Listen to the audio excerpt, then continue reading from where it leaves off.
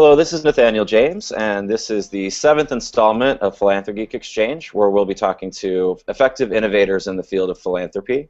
Today we're joined by Pamela Hawley of Universal Giving. Welcome, Pamela. Tell us about Universal Giving for those who may not have heard of you. Good morning, Nathaniel. Yes, Universal Giving is a website that helps people donate money and volunteer in more than 100 countries across the world. And we do that all with vetted opportunities. So, for example, you can come in and choose to give to build a well in Tanzania that costs $25, and you give it as a birthday gift to your friend. And we make sure that those opportunities are all well curated, all vetted, make sure that they're top-running nonprofits and projects, and 100% of each of your donation goes direct to the cause. So we do that, and then you're also able to volunteer. If you want to volunteer to help build a school or clean up a river, perhaps in Brazil, anywhere across the world, you can do that through Universal Giving. Great. So talk about some of your partners, the people that participants can give to or volunteer with. What are you gave a couple of examples, but who are folks that you're really excited about right now, and how do you find them? You know, our NGO partners are the heart and soul of what we do at Universal Giving, and we just love them. Some of our favorites, for example, are Build Change. You know, it's very hard when you go into crisis areas to just do only the crisis work in that immediate level. And Build Change is excellent because what they do is they help prepare societies and communities before earthquakes and also help much after the earthquakes or any kind of natural disaster. And so we look for organizations like that that aren't just in only the disaster but also are before and after and really take care of the community all the way around. So we definitely appreciate NGOs like that. Kids Be Kids International, another great NGO on our site. We love working with them. So we have a whole variety of NGOs on our site. And what we do is we look at where are the needs across the world. And so we look at that when we look at NGO partners. We also look at what are our customers telling us where they want to give, in what kind of countries and what kind of issues. And then we also, Nathaniel, look at what are crises that are unknown. You know, we all hear about the latest and greatest earthquake or tsunami, but Universal Giving very much believes that there are crises that people don't know about. And we want to help bring those to light and help make it clear that there are areas all over the world that don't get attention, and we need to drive people to them. Are you working on only internationally, or are there U.S. domestic organizations in your portfolio as well? We do U.S. organizations as well. We absolutely do. More full scale that way. However, we do take a strong focus on international simply because of the scalability and the need that takes place over there.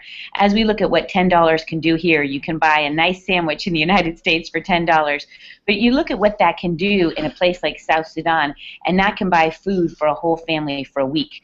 We really drive towards that leverage. We love leverage. Our donors love leverage of their dollars. They want to see that their dollars are getting the most use possible. And so we really look forward to helping people on the international front.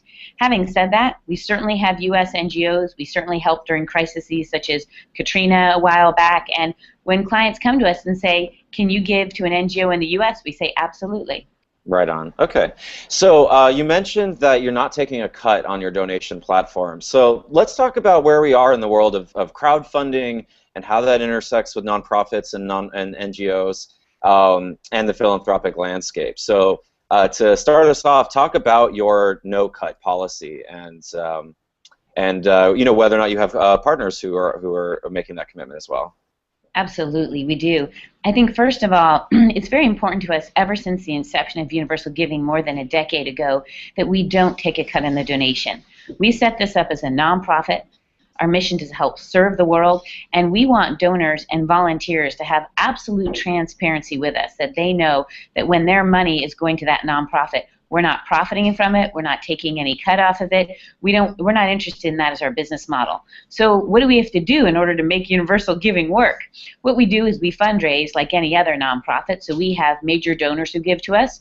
We also do fundraising appeals where we send out letters and we get in $10, $20, $200, $500,000 donations. We also have a section on our site called a tip, which is when you give to a nonprofit on our site, if you want to give an optional tip. It's not mandatory. You can give to Universal Giving. Now, it's interesting, Nathaniel, is we find that 40% of people on our site will give a tip to Universal Giving. And every bit of that helps. And the nice thing about it, Nathaniel, is that it's voluntary. We want people to give if it feels right. We want them to give if they're inspired to give to Universal Giving. If they're not, then we want those full donations going directly to the nonprofit. Let's keep in mind, we don't ever take it away from the nonprofit. If you end up giving $25, you can decide to give an extra $5, $10, $15 to Universal Giving.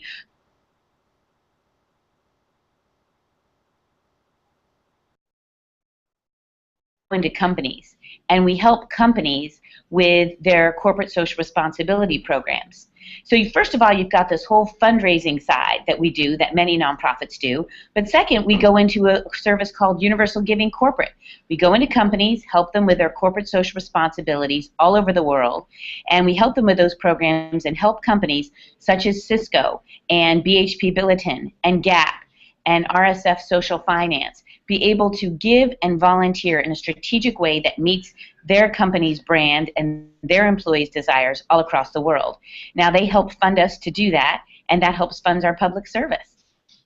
Great. So, you know, one thing that I was thinking about is that Universal Giving, and I was also thinking of Donors Choose, we're basically engineering or pioneering crowdfunding before, you know, sometimes better known, or, you know, a lot, Kickstarter and Indiegogo have gotten a lot of press lately.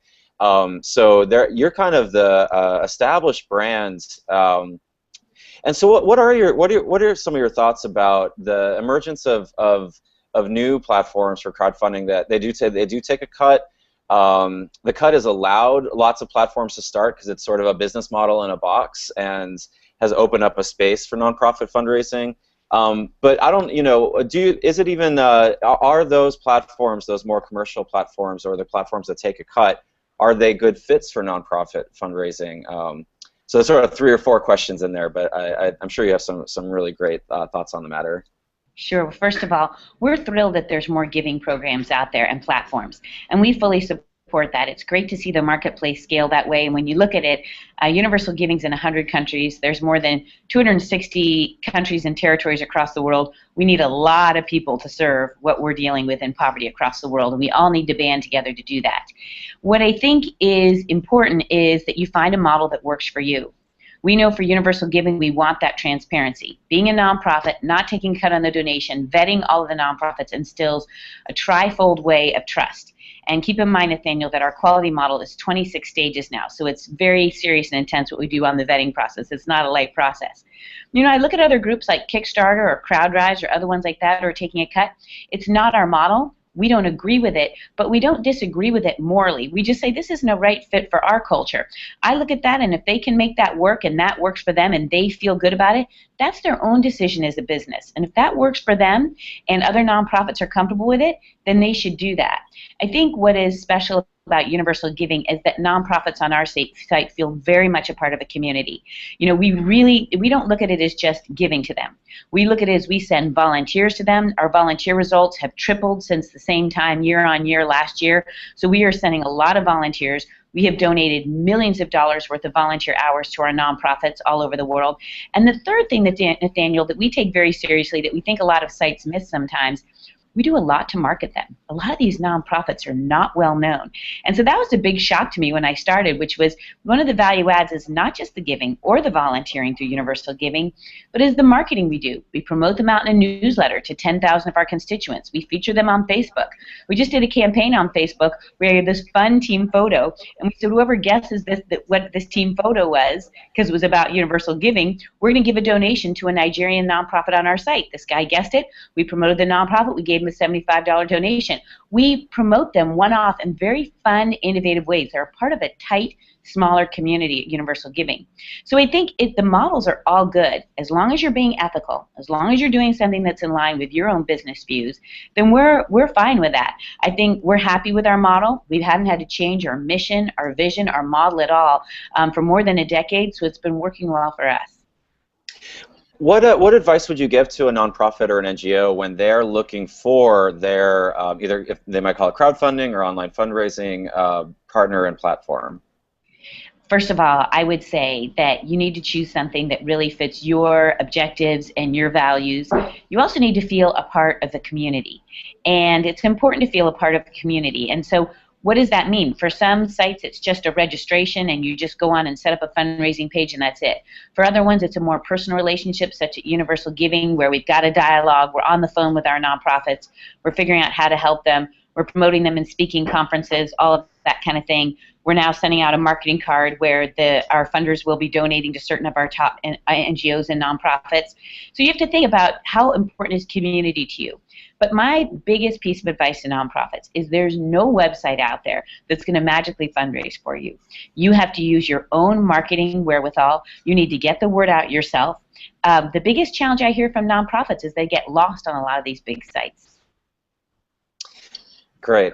And so turning from nonprofits to funders, to foundations and philanthropy professionals, what kind of interactions have you had? Have you seen interest in you've been in an online giving space for 10 years, and it's been peaking and peaking and peaking, and yet there's still serious questions about it. What are you hearing from foundation staff or large major donors about crowdfunding, and what would you want to say to that community?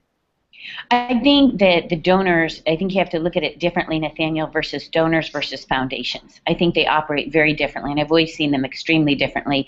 Different ways to fundraise from them, different ways that they view the sector. I think that if you look at individual donors, I think they're very much a proponent of these kind of websites, because with Universal Giving, they know they're giving to a trusted nonprofit, so I think a lot of the donors really appreciate that. I think that foundations, by and large, see the value of them and understand the value that these sites provide, and I do think that the foundations, especially early on 10 years ago, they made some investments in it, and they were watching, and I think sometimes they got burned depending on the organization that they chose for it.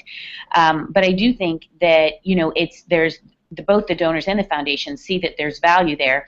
I do see that the donors are investing more rather than the foundations. I've seen foundations invest in one and then later on support another. So there's some confusion there from the foundation front. You also have to realize with foundations too, they're very much about direct service. So they want, to be able to see what are outputs and outcomes on the ground when they go in. How many homeless people were served? How many homeless people were kept off the streets for 6 months or 12 months? The difference between outputs and outcomes. Whereas a lot of donors are look at an infrastructure play, or they're technology wizards or technology .com startup people, and they go, cool, let's fund this platform, and they realize the long term of what it takes to build an organization like this, and they're not looking for return on results within 6 months. So in general, I think the donors are a little bit easier to work with as far as funding these types of organizations, but I think both of them understand the value, and I've seen a lot of foundations. If you look at Skoll, for example, Skoll has really been, we're going to begin working with them on promoting, a lot of our NGO partners and what we're doing, and they've been very collaborative trying to get the word out in this space about these giving platforms and about social entrepreneurs. So I'm very encouraged.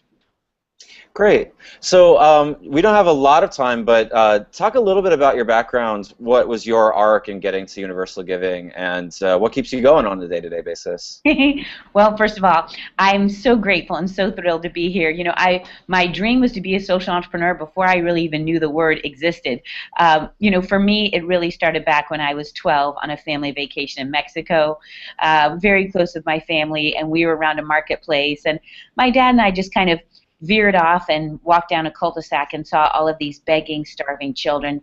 And Nathaniel, from that time on, I just never stopped volunteering. I volunteered handing out food and clothing. I taught sign language at Duke and counseled suicidal victims from 2 to 5 in the morning. I went and volunteered in the earthquake crisis in El Salvador. I worked in Cambodia with the victims of Pol Pot's regime, worked in microfinance in India, and that really germinated for me. Do you want to be on the road serving one-on-one, which is a beautiful way to spend your life, or do you want to use your business skills to help get millions of people involved? Well, I chose the latter, and that's where the genesis of Universal Giving is, because I've grown up in Silicon Valley and I've grown up around scale, and so I wanted to scale something that could touch millions of people's lives across the world. Having said that, I encourage all social entrepreneurs out there. When I was starting out, there was not really that term, and I just went through a midlife crisis at the age of 25, and it was such a struggle. I left 4 jobs in 4 years. Here I am, a Duke graduate, and 4 jobs in 4 years, out of work for a year, fired as a waitress, and I finally found what I love to do. And I guess if I could say to anyone on your journey and pathway, no matter what you're striving to do, don't give up. Really strive to find what you love to do, and you will find it. And it's not an easy road, but it is one of the most beautiful things. So I encourage people to go through your midlife crisis early. Great. Okay, one last question. It's what I'm asking everyone who's participating is, how do you hope the field of philanthropy will be different in 25 years than it is today?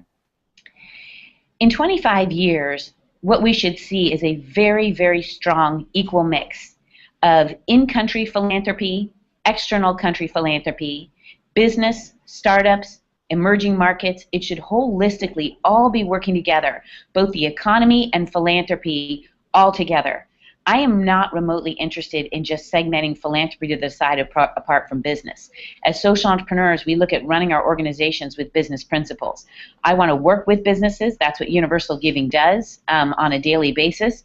We want to work with NGOs. We want to work with people in-country philanthropy. And what I'm seeing more and more as these emerging markets start to develop, people are giving in their own countries. That is a beautiful, strong, and needed thing. You're always going to need outside philanthropy as far as I can tell, because even if people do have good lives, who wouldn't want a better life? Well, let's continue to equal the playing field for everyone. So it might not be absolutely necessary in the future, but I still think we should all collaborate to bring this together. I'm very much about a multifaceted approach. I'm very encouraged about what's happening. I will not relent until poverty gets diminished, and I'm very excited about anyone who joins this cause. All right. Well, thank you so much for your time. Is there anything else you wanted to add, or any events or anything that you want to promote that folks should take a look at? I would just say come visit us on our Facebook page, Twitter, our Pinterest pages for Universal Giving. We're doing a lot of fun things there, promoting our donors, our NGOs. Give us your ideas. And the final thing I would just say is don't give up on this. Give your 100%. Don't take a cut. Make sure your money is going directly to the nonprofit. And you know what? Have fun. Have a lot of joy in your giving and volunteering. Life is about service, and I just honor everyone who's on that quest in life. All right. Thank you very much. Thank you, Nathaniel.